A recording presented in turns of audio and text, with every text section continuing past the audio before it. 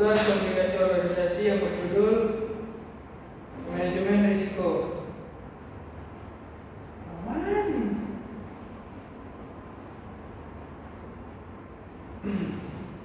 Assalamualaikum warahmatullahi wabarakatuh. Kami dari kelompok 12 akan mempresentasikan tugas komunikasi organisasi yang berjudul Manajemen Risiko. Saya Pauline Manisya sebagai moderator dan ada dua pemateri di sini. Yang pertama Jibril dan kedua Rizky. Langsung saja kita masuk ke pemateri pertama. Assalamualaikum warahmatullahi wabarakatuh. Perkenalkan, nama saya Muhammad Jibril Abdullah.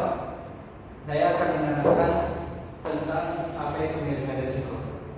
Manajemen risiko adalah suatu pendekatan yang terstruktur dalam mengelola ketidakpastian yang berkaitan dengan ancaman dengan pemberdayaan sumber daya. Strateginya bisa berupa menghindarkan risiko, menghindari atau mengurangi risiko. Tujuan manajemen risiko: 1. Mengurangi risiko yang mungkin akan muncul sesuai bidang yang dipilihnya. 2. Terpenting dapat diterima oleh masyarakat atau pekerja. 3. Di sisi lain, pelaksanaan manajemen risiko melibatkan segala cara yang tersedia bagi manusia maupun organisasi. Ketidakpastian: risiko timbul karena ada ketidakpastian. Kondisi yang tidak pasti karena beberapa sebab, yaitu 1. Tenggang waktu antara perencana sesuatu kegiatan sampai akhir kegiatan. 2. Keterbatasan informasi. 3. Keterbatasan pengetahuan maupun teknik pengambilan keputusan. Ketidakpastian dapat diklasifikasikan ke dalam ketidakpastian ekonomi, kejadian yang timbul akibat perilaku dari pelaku ekonomi, contoh perubahan sikap konsumen, perubahan teknologi. Ketidakpastian alam yang disebabkan oleh alam, contoh badai, banjir, gempa maupun kebakaran.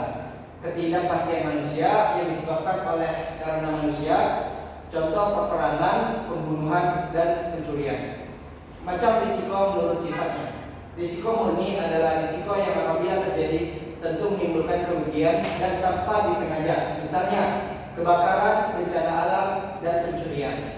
Risiko spekulatif adalah risiko yang sengaja ditimbulkan oleh yang bersangkutan agar terjadi ketidakpastian memberi keuntungan kepadanya, misalnya risiko hutang piutang ataupun perjudian. Macam risiko menurut sifatnya. Risiko fundamental adalah risiko yang penyebabnya tidak dapat dilimpahkan kepada seseorang dan yang menderita tidak hanya satu, misalnya banjir atau angin topan. 2. Risiko khusus adalah risiko yang bersumber pada peristiwa mandiri dan umumnya mudah diketahui penyebabnya, misalnya kapal kandas ataupun pesawat jatuh.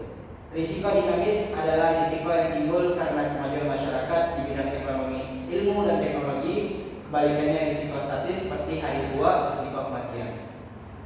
Mungkin sekian dari saya. Presentasi akan disambungkan oleh saudara Rizky Arya. Kepada Rizky Arya akan dipersilakan. Assalamualaikum warahmatullahi wabarakatuh. Perkenalkan, nama saya Rizky Arya. Saya melanjutkan materinya. Macam resiko menurut sumber atau penyebab timbulnya. Resiko intern yaitu resiko yang berasal dari dalam perusahaan sendiri, seperti kecelakaan kerja atau mismanagement. Kedua, resiko ekstern yaitu resiko yang berasal luar perusahaan, seperti resiko pencurian dan persaingan. Manajemen risiko adalah suatu proses mengidentifikasi, mengukur risiko serta membentuk strategi untuk mengelolanya melalui sumber daya yang tersedia. Manajemen risiko mencakup kegiatan merencanakan, mengorganisir, menyusun, memimpin dan mengawasi atau mengevaluasi program penanggulangan risiko. Tahap-tahap dalam manajemen risiko yaitu ada identifikasi risiko, analisis risiko, pengelolaan risiko, implementasi manajemen risiko, dan monitoring. Pengelolaan risiko ada beberapa jenis seperti risk avoidance, risk reduction, risk transfer, risk deferral, dan risk retention. Pentingnya mempelajari manajemen risiko. 1. Sebagai anggota organisasi dapat mengetahui cara atau metode yang tepat untuk menghindari atau mengurangi besarnya kerugian sebagai akibat ketidakpastian terjadinya suatu peristiwa yang merugikan. 2. Sebagai pribadi dapat menjadi manajer risiko yang profesional dari perusahaan dan dapat lebih berhati-hati dalam mengatur kehidupan pribadinya sehari-hari.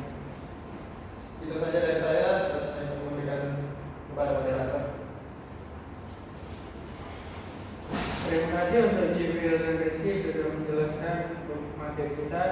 Sekian presentasi dari kelompok 12. Assalamualaikum warahmatullahi wabarakatuh. Terima kasih.